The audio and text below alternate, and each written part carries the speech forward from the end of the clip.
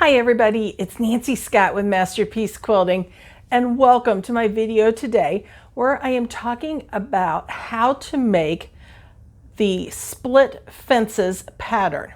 And this is the rail fence block challenge that I'm working on. And many times, even though we've got the print pattern, sometimes it's just easier to see things. And sometimes it's easier to kind of hear the explanation behind how everything gets put together. So that's the purpose of this video. Starting out, we have rail fence blocks using 6 rails.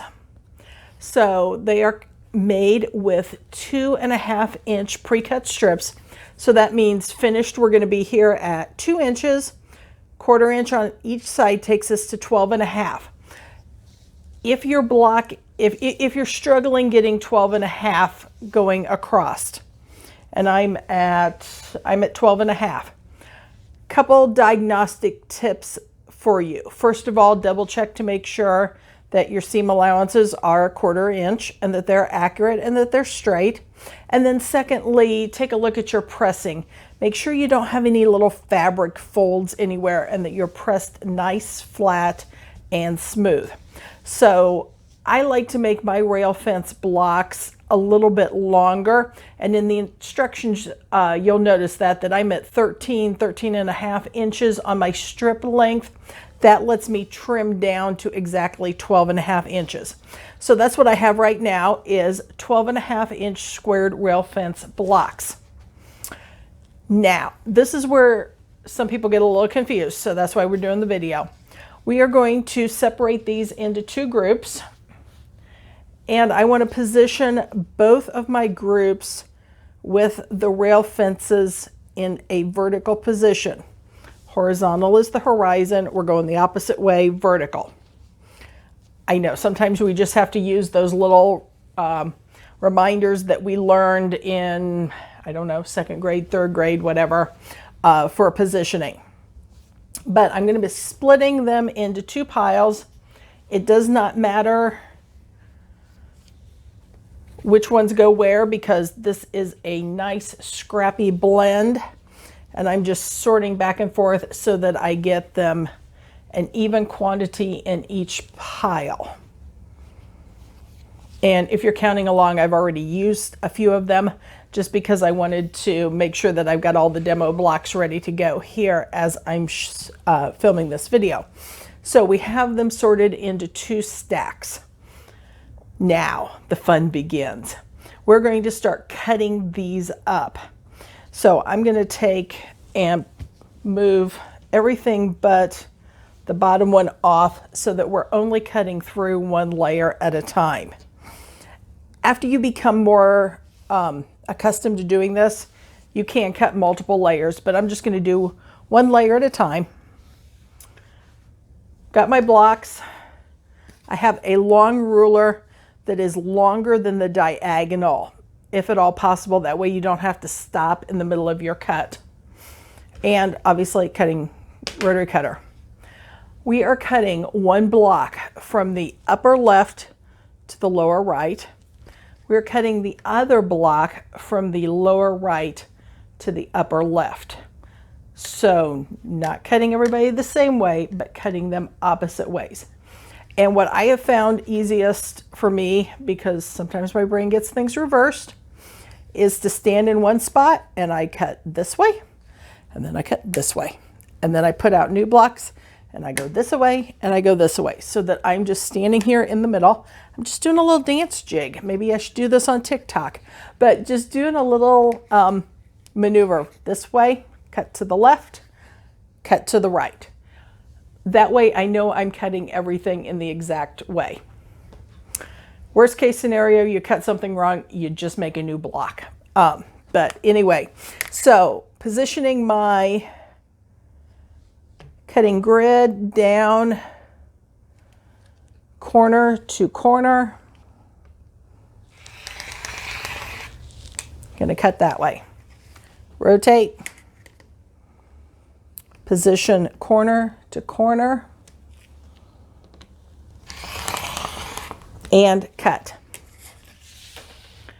cutting in this fashion also means that I'm always cutting away from myself. So we're practicing proper cutting. So now we have half blocks. And you'll notice that we've got them going opposite directions of each other, so they're mirror imaged of each other. So I can spin this one around and they are going to match. And I can spin this one around and it's going to match.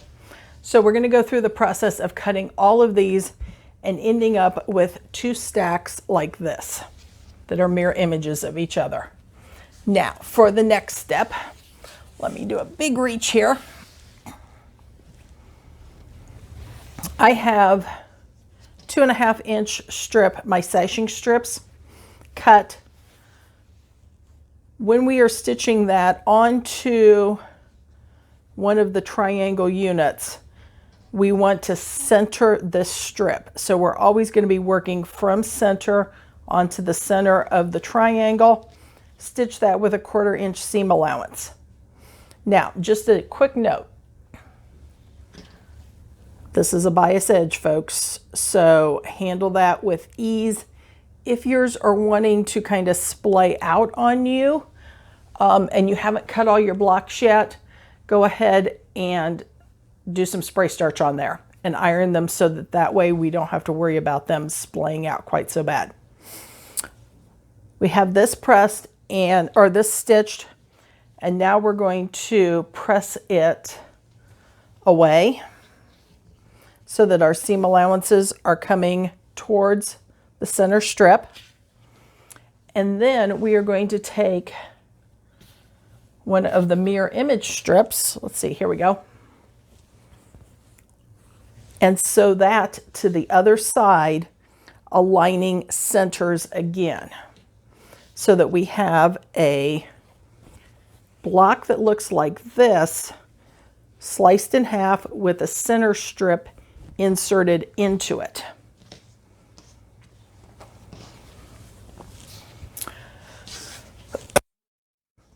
And now we need to trim this block up, get rid of the little dog ears on the end. Let's see, in this block, just going to lay it out, use my cutting grid.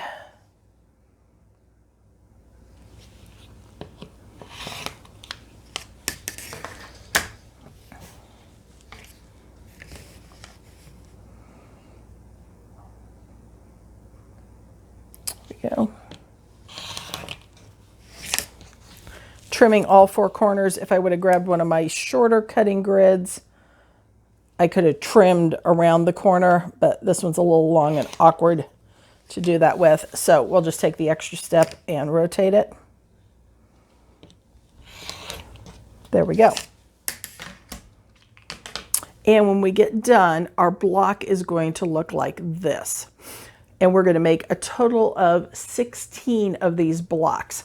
So we're starting out with 16 rail fence blocks, split them in half, marry them with a new opposite side, and put the sashing strip through the center. And I've got several of them done here. You do not have to marry pairs together. So try to go as scrappy as you want to with them. But we're going to end up with a total of 16 of these blocks when we get done and are ready to start the layout then.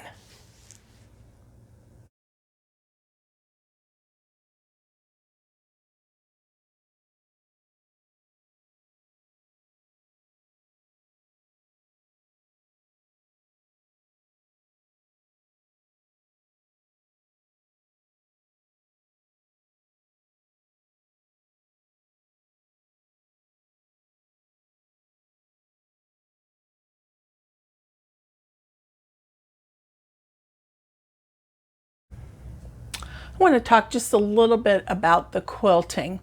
What I'm doing, I've got the quilt loaded in the frame on the long arm, and I'm doing straight line ruler work, coming down inside each strip, going up, down inside the next strip, and continuing across, working it specific to each of the split rail blocks. In the split bee sashing, I'm just doing the exact same thing and outline. So we're getting a lot of texture here, not necessarily a defined quilting pattern like a flower or a feather or something like that, but just straight line, lots of texture. I'm doing this on a long arm. The exact same stitches could be done, or stitch pattern could be done on a domestic sewing machine. And I'll zoom in just a little bit here so you can see that better. But lots of just straight line quilting, working across the quilt.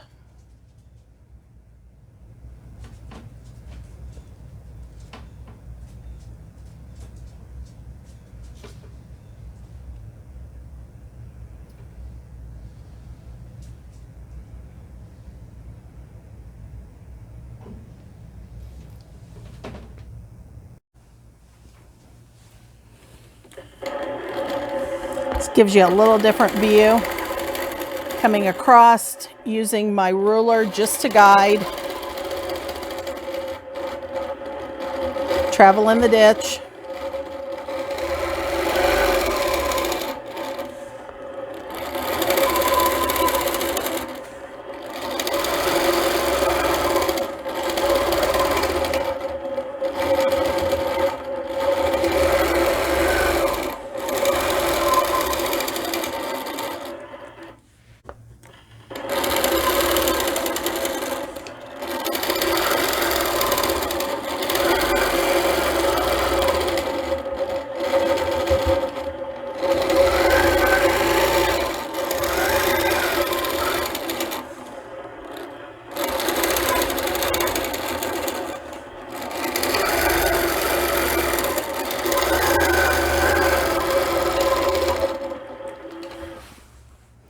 And I'll continue this process throughout the entire quilt, traveling in the ditch as I need to access different sections of the blocks, but giving you just a quick overview of the stitching or the quilting pattern that I'm using on this quilt. Lots of texture. It's going to be a very functional quilt. So I want to have a little extra quilting in there. So no matter which corner of it gets grabbed, there's plenty of quilting to support the entire quilt. Thread-wise, I'm using a 40 weight thread that's kind of in a golden beige color. It plays well with all the fabrics, and that's basically what I'm looking for. If your stitching is not exactly perfect, because I know a lot of you are going to be going, oh my gosh, my stitching isn't that good, because that's just what we quilters do. We compare ourselves to other people. The worst a quilt is ever going to look is when it is on the quilting frame like this, stretched completely flat. So when it comes off the frame, it relaxes a little bit and it's washed that first time. You are not going to notice any little bobble or imperfection or spot that isn't exactly perfect.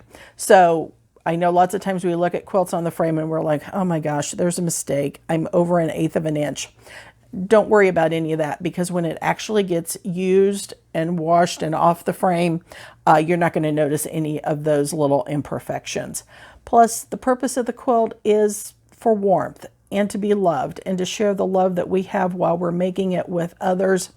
And unless it's going in a quilt show, nobody is going to be looking at exactly where are your quilting lines, because they're just going to be enjoying the quilt and thinking about the love that went into it to make it for them to enjoy.